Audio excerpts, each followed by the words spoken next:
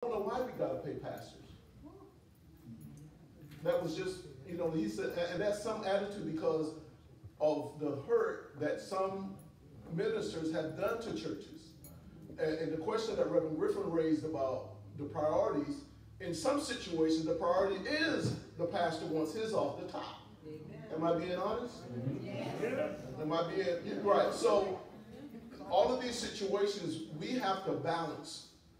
In my position, to me, it was an honor just being allowed to pastor. And then, No, let me rephrase that.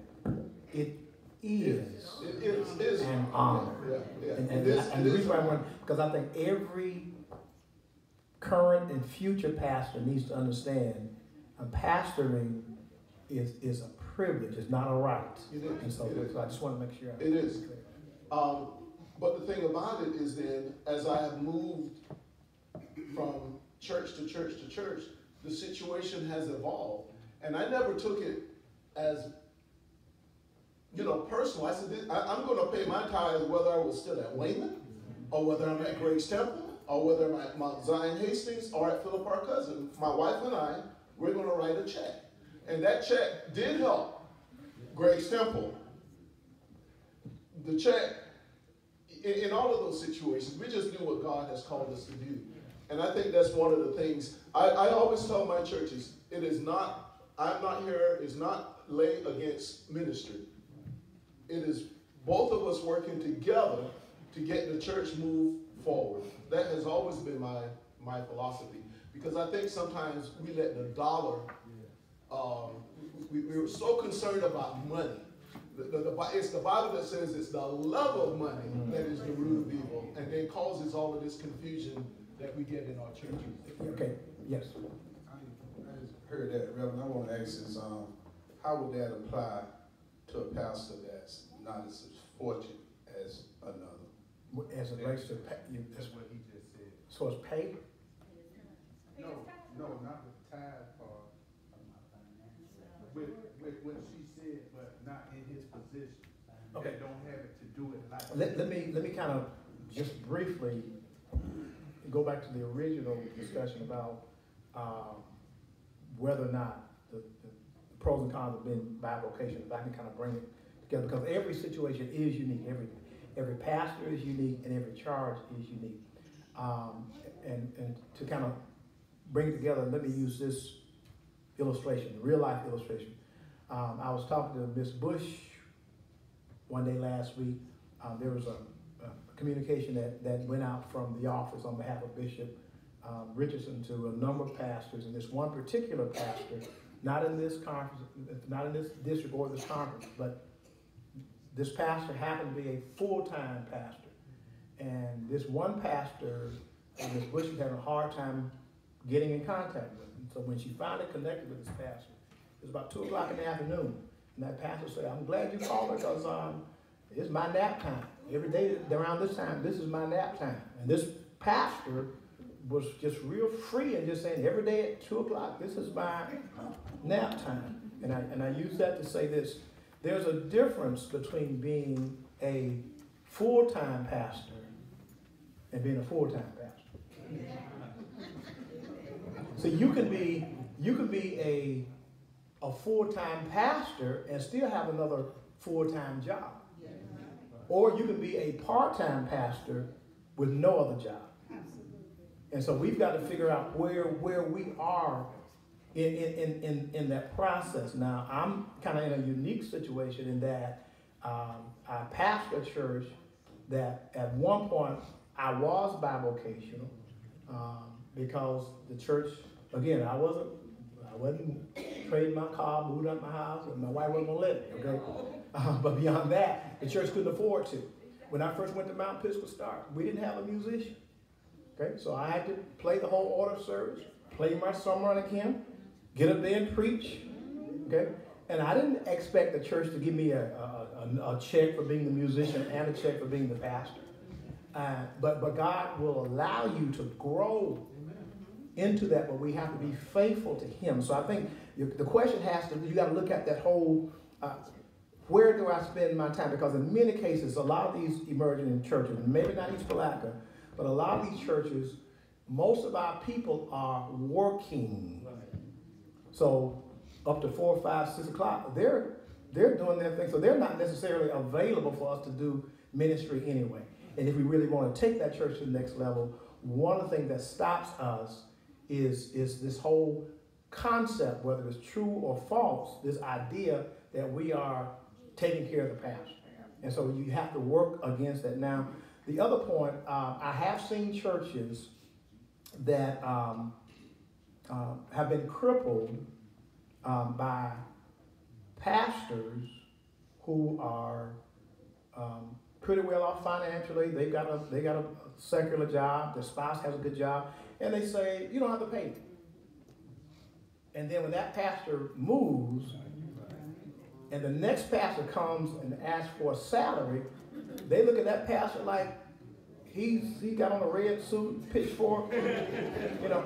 And so what happens is we cripple churches because the word says, muzzle not the ox that treads out the corn. And so if you don't need that salary, all you do is you increase your tithe and offering back to the church. But don't get that church out of the conditioning of giving that servant what that servant is doing. So that's how it comes over. I think you should, in the book of discipline, there's a section in our book of discipline that talks about salary levels for pastors. And I think it's supposed to be a guide. But we talk about our church, but when you look at some of the other denominations, where they take care of I have one of my classmates that is a United Methodist pastor, and they took care of her college, they take care of her housing, they take care of everything, and so sometimes we are poor-mouthing the pastors in our denomination and beating up on them. But if you say, let's go look at, and I know sometimes you say, well, but we have to be careful. I guess what I'm trying to say is we have to be careful of the spirit. Because when we get into these battles about money and about who is doing what, it can cause a lot of hurt. And I know sometimes we bring it upon ourselves in the manner in which we treat, but we just have to be. There is some of we never see or hear the 2 o'clock phone call. You never see the I'm going to the nursing home every Tuesday, or I'm traveling, or the number of times someone is crying out that I never say to anyone. And how can we put a dollar amount on that? Amen. Yes, sir. I'm going to let Reverend Tatirin have this last comment, then we'll go to the next. I got a comment and a question. First, and that just help me out with this, because help me understand the difference between a full-time pastor and a part-time pastor. So that's my question. I'm sorry. Help me explain to me what's the difference between a full-time pastor and a part-time pastor. Because somebody asked me that, I say, ain't no part-time pastors. But, like I said, I want you to explain that to me. Here's my definition of full-time, part-time. Normally in any work environment, full-time is 40 hours a week. Part-time is 20 hours a week. In my church, I'm there every morning, 8, 9 o'clock, Monday through Friday. I'm supposed to be off on Mondays. Y'all still pray for me. I'm trying to work on that. Because there's always work to be done. And my point is, there are pastors who are, quote, full-time pastors in the sense they don't have another job, but you will seldom find them doing the work of the church. That's a part-time pastor. Because members can't find them, they're not in the church, they're not doing ministry, they're not at the nursing home, they're not at the hospital, the elder can't find them, the bishop can't find them.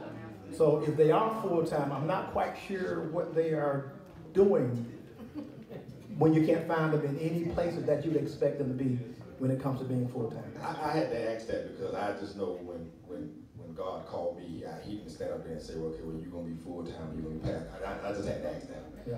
Well, here's the thing. And what we have to understand is when God calls us,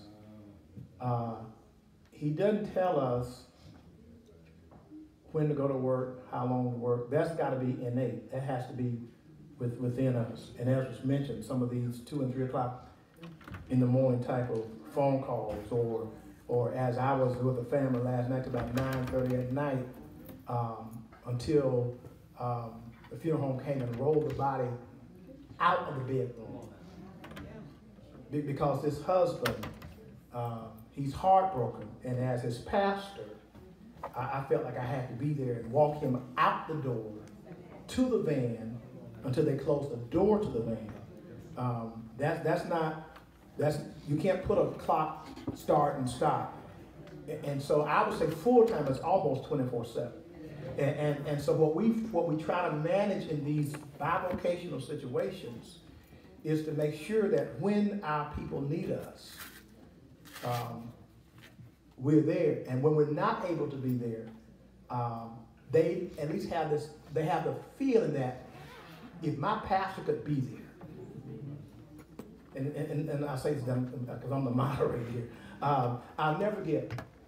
I was in New Orleans for a conference with Full Gospel Baptist Church. This was years back before Katrina. And I heard a lady say, she was talking about her pastor, Bishop Paul Morton. She said, when I first bought my first house, he dedicated my house. And she said, now we have 25,000 members. I know if I bought a house now, I know he couldn't do it. But you know what? And this was a stranger. She didn't know us, me and my wife.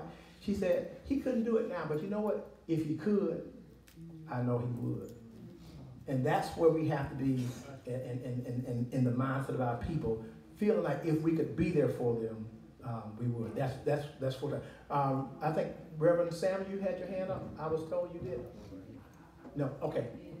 Okay. Right here. Wait. With this young lady right here, and then we'll go back there. Yes, sir. Subjects, yeah. Are we on this subject or different subject? On a different Okay. subject. On this subject or different subject? This subject? Yeah. Okay. And then we'll go to your question next.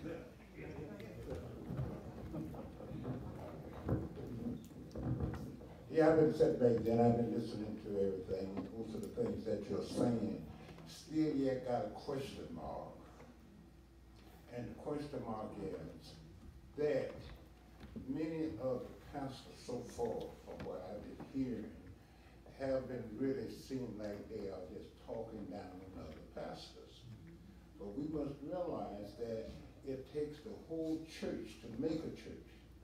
So when I got to my church, this one that I'm at now, they told me the difficulties that they was having, and I heard a question here about how pastors leave churches and another pastor have to come in. So that happened to me. So when I got in, I preached my first sermon that Sunday. The steward pro tem said, we need to talk to you. I said, okay. So we went in there and we sat down and had a talk. I said, what's your problem? He said, she said, said that we don't know how we're going to pay you because the last pastor that left, he took everything with him. I told him, y'all don't have a problem. You don't have a problem at all. I said, let me tell you something. Let me start from the beginning. What I learned from my father in the ministry, so 25 years ago. And he told me these words here. He said, first of all, what you got to consider when you start pastoring, there is a domino effect. You let your members know. They start out taking care of you. Right? Pay you your salary. Now you got the domino goes in like this.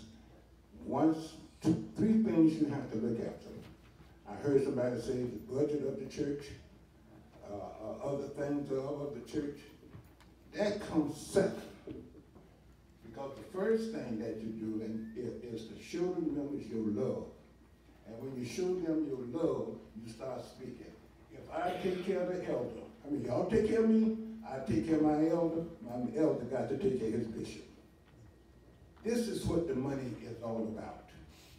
See, but we got some pastors there to explain this thing to them. Now the members of the church is saying that I had this to happen to me. You got 30 seconds. Okay.